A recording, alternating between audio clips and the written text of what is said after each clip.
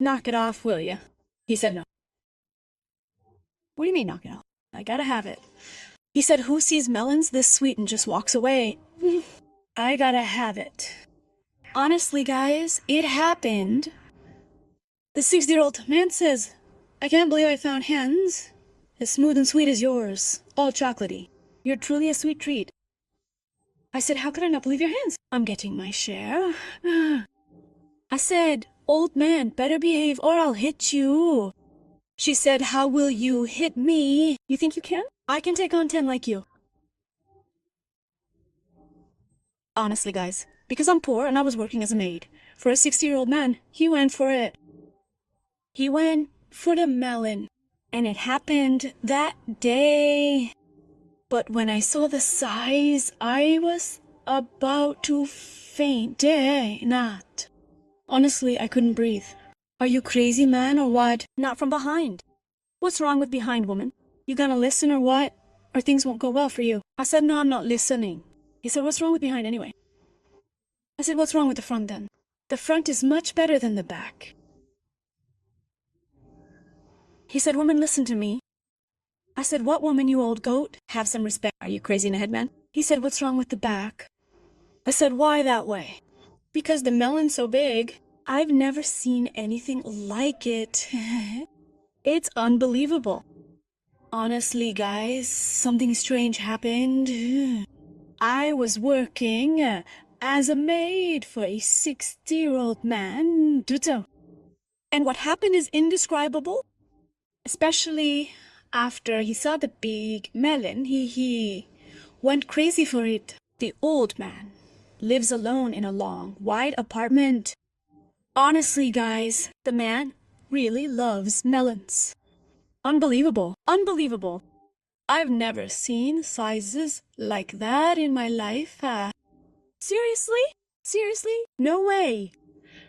I've always wanted to know the secret to those huge sizes.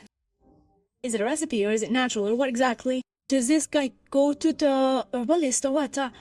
This guy's story is so strange. And 1,000,000 words wouldn't describe it, folks. Whoopsie. That day, I was wearing my black abaya. From the third day, I started working for him. I was sweeping, cooking, doing everything for him. All this for a living. That day, I was wearing my black abaya. While I was sweeping, he kept saying to me, hey, you woman. I said to him, woman, watch your words. That's not right. He said, yes, you're working for me, so you have to listen to what I say. Now get to it. He finished his lunch and left. Then he said, now I want you to sweep in this area. I said, why this area in particular? It looked clean, like it had been swept recently. Honestly, folks, he kept saying, come here, no, sweep this spot. I didn't know why.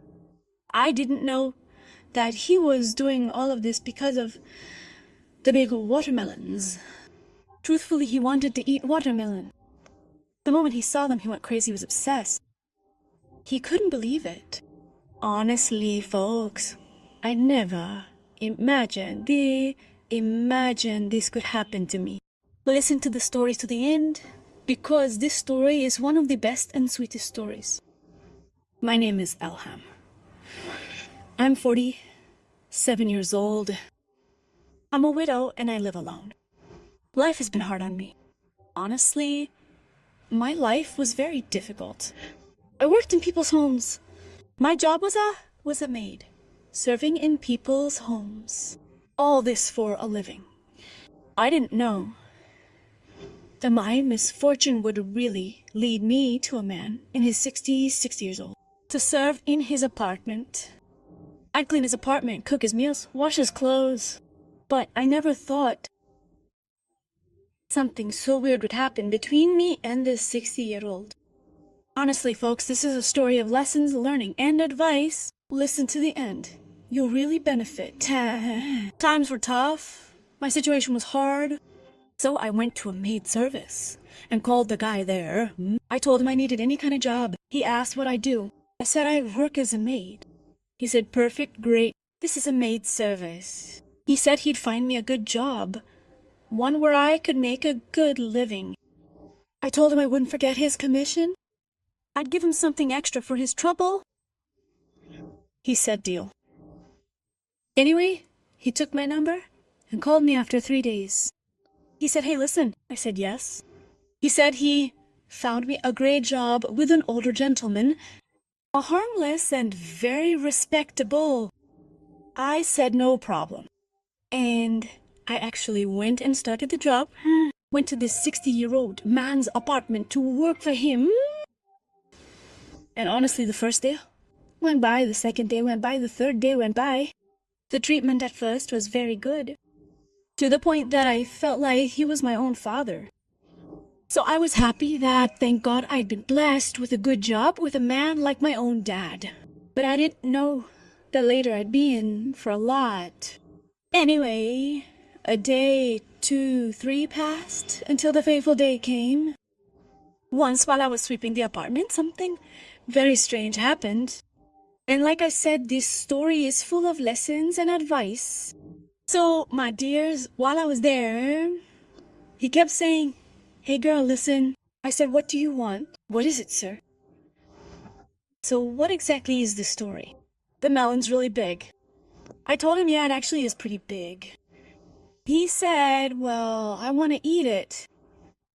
"It won't work like this. This melon, did you get it from the grocer?